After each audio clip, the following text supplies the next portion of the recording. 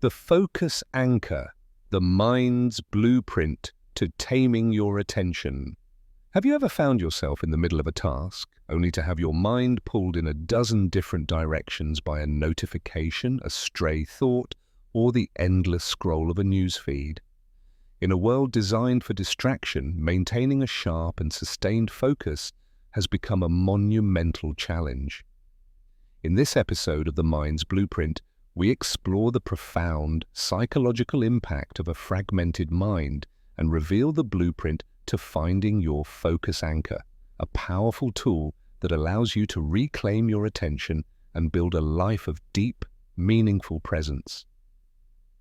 Leo was a talented journalist with a demanding job at a prestigious news publication.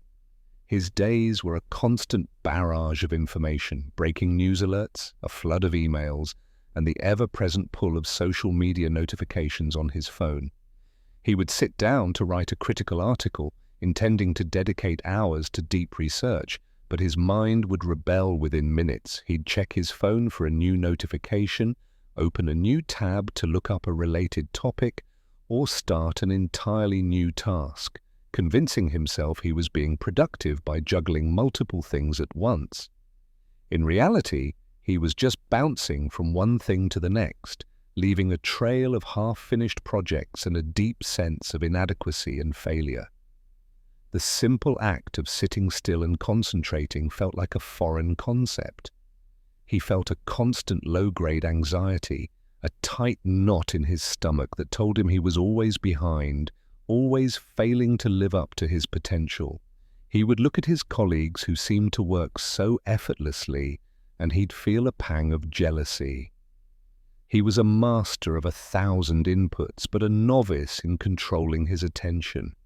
His mind was a beautiful, powerful river, but it had no banks to keep it flowing in a single, purposeful direction. His longtime editor and mentor, a calm and methodical woman named Sarah, noticed his growing frustration and the scattered nature of his recent work. She had seen countless brilliant journalists fall prey to the same psychological trap, mistaking busyness for productivity. One afternoon, she found him staring blankly at his computer screen, surrounded by a mess of open tabs and a phone buzzing relentlessly. "Leo," she said, her voice a calm and steady presence, "your mind is like a muscle, but you're only training it for short, frantic sprints. You're giving your attention away for free, but it's the most valuable currency you have. Every time you get distracted, you're not just losing time, you're weakening your brain's ability to focus. The blueprint for great work isn't in endless multitasking, it's in your ability to choose one thing, and one thing only." She explained that our brains are naturally wired for novelty and stimulus, an evolutionary trait that once kept us safe by constantly scanning our environment for threats. But in the modern world, this instinct has been weaponized by technology, trapping us in a cycle of dopamine-fueled distractions.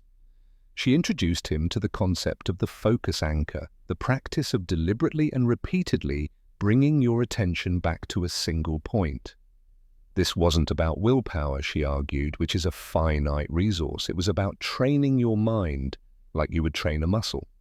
She gave him a 3-step blueprint for building a mind that is calm, centered, and fully present. If you've ever felt like your attention is out of your control, hit that subscribe button to join our community and discover more blueprints for your mind. Sarah's blueprint was not about abandoning technology, but about creating a more intentional relationship with it. Practice the focused start. Technique. The first step was incredibly simple, yet powerful. At the beginning of each day, or before a deep work session, Leo had to write down a single, most important task. He would then set a timer for a short period, just 15 minutes, and dedicate his full, undivided attention to it. He was not allowed to check his phone, answer emails, or open new tabs. The goal wasn't to finish the task, but to create a ritual of focused, uninterrupted work. This exercise was a small but crucial first step in training his mind to stay put, to push against the urge to jump from one stimulus to the next. Use the attention check-in technique. Throughout the day, whenever he felt his mind begin to wander, he was to ask himself a simple question. Where is my attention right now? This question forced him to become aware of his distraction, which was the first step to correcting it. This wasn't a judgment, but a neutral observation. He was to gently guide his attention back to his intended task without scolding himself. The goal was to build a mental habit of awareness, like a mental muscle that could pull his focus back to the present moment. Leo began to apply these principles meticulously, and the initial changes were small, almost unnoticeable, but psychologically profound. The focused start technique felt awkward at first, a strange, quiet period in his otherwise frantic morning. His mind, accustomed to jumping from stimulus to stimulus, would rebel, screaming for a new notification or a random search query. It felt like trying to put a frantic toddler to sleep, but he persisted. As the days passed, he noticed a subtle shift. His mind, instead of being a chaotic sea, began to settle. He found that the 15-minute bursts of deep work were not only getting his most important tasks done, but were also building his confidence in his ability to focus. The feeling of scattered anxiety began to fade, replaced by a quiet sense of control. The attention check-in technique became his constant companion. He started to realize how often his mind was wandering, checking a sports score, thinking about what to have for dinner, or worrying about a future deadline. He began to see these thoughts not as commands but as ghosts from his past, and his new ability to simply wave at them and let them pass by was a revelation. He started to see his attention not as a fixed, uncontrollable force, but as something he could consciously train, like a mental muscle that could pull his focus back to the present moment. The more he practiced, the easier it became.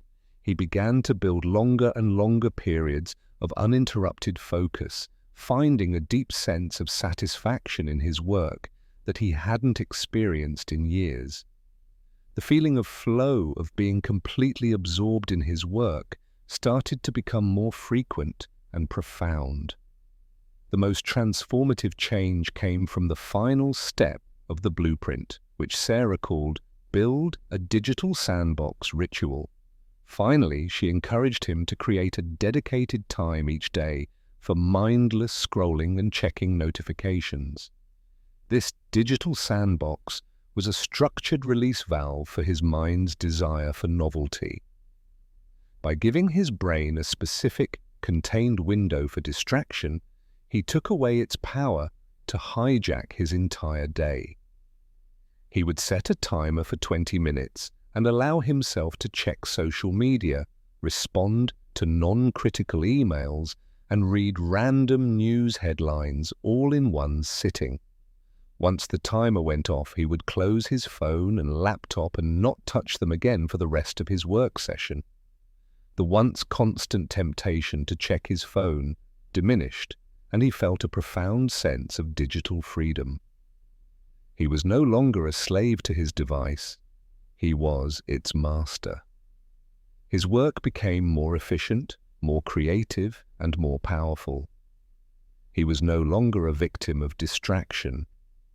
He was the architect of his own attention.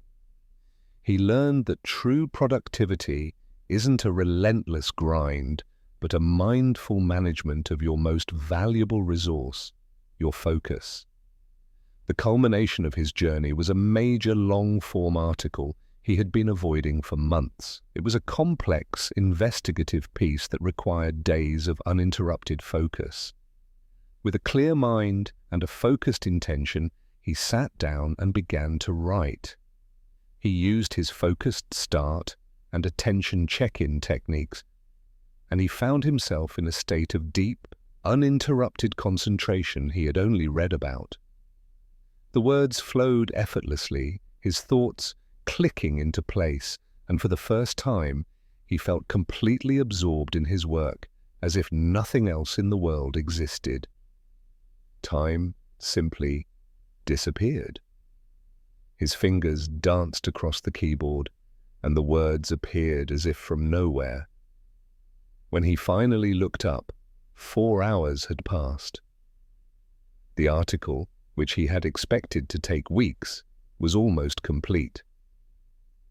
It was his best work yet. The anxiety that had once defined his professional life was gone, replaced by a deep, quiet confidence. He had not only reclaimed his attention, but had also rediscovered his passion for his craft. The joy of creating something of true, lasting value, a feeling he hadn't had since his early career, had returned.